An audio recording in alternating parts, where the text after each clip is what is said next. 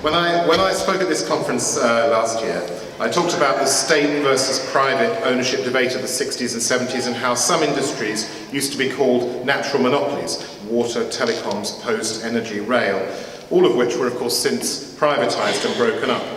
I also talked about how we now have what I called unnatural monopolies in the form of the new tech businesses which aim to achieve dominance in their markets simply by having deep enough pockets to be able to make losses long enough to destroy or emasculate their competitors. Now this session is entitled, So Where Do We Go From Here? And I'd like to look for a moment at where we are today. We have a new interest from the Labour Party in cooperatives and a desire to bring some of the former state-owned enterprises, these natural monopolies, back into a new kind of cooperative ownership. And I welcome Rebecca Long-Bailey's pledge this morning that she'll work with the co-op movement to ensure that those co-ops are real, genuine co-ops.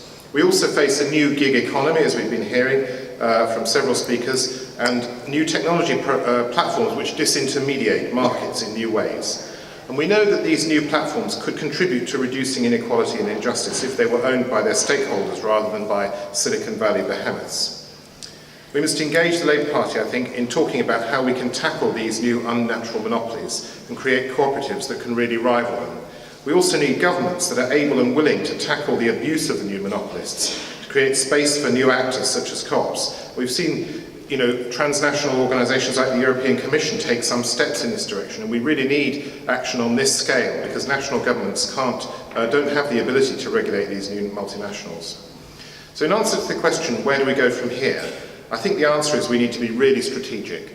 I thought David Thompson was spot on this morning when he talked about needing to replicate and to think big, not just to do individual initiatives. This is why the newly launched Phone Co-op Foundation for Cooperative Innovation will be focusing on strategic co-op development. We'll be drawing on the lessons of other countries, looking at what kinds of models have delivered substantial, long-lasting growth for the co-op movement. The Phone Co-op's stated purpose includes to inspire others with a better model for business in the economy. And that should be a central purpose, I believe, of every cooperative. That's what a true movement looks like. It's a campaign to make the world a better place and to inspire others to join in. So some new key areas that the Foundation will be focusing on are building powerful secondary co-ops. If you think about the time that consumer co-ops were expanding in this country, that was a time when the CWS, as it used to be called, was able to help any new co-op get off the ground. If you were in a village somewhere and you wanted to start a co-op, they could provide all the technical assistance a new co-op might need. They could send you an architect to design your shop, help you arrange it, fit it out. They could provide the banking and insurance, and together with the co-op union do your constitution, and the college would do your training. This was real movement infrastructure. And we've seen the difference that powerful secondary co-ops can make in other countries such as Italy, where the consortii play a key role, and in the Basque country, and Mondragon system fosters the creation of new co-ops. And the Foundation's working hand in hand with Co-ops UK and Students for Cooperation to help them create the powerful new secondary co-op for student co-ops, modelled on the successful example from North America, where NASCO Properties centrally owns the freeholds of tens of thousands of student housing units and leases them to the individual co-ops. And this gives them scale and the financial heft to raise finance centrally, provide professional property management, and spread the benefits as well of asset appreciation that Molly was talking about across all the co-ops, rather than seeing the older ones get rich and the newer ones struggle. Another key area for exploration is community transport. I'm involved in a local scheme in West Oxfordshire, and I know from personal experience how hard it is to start one up with just one driver and one bus. And when we were approached by a group in Henley who wanted to do the same thing, their eyes glazed over when they heard how difficult it was. And this discussion got me thinking about how if there was a secondary co-op in community transport, owned by local community transport operators, the conversation would have been very different. We could have been saying, let's plan the route and project the income. We can provide a bus with a driver and a permit for so many pounds an hour. This would transform the growth prospects for the community transport sector, which is very fragile.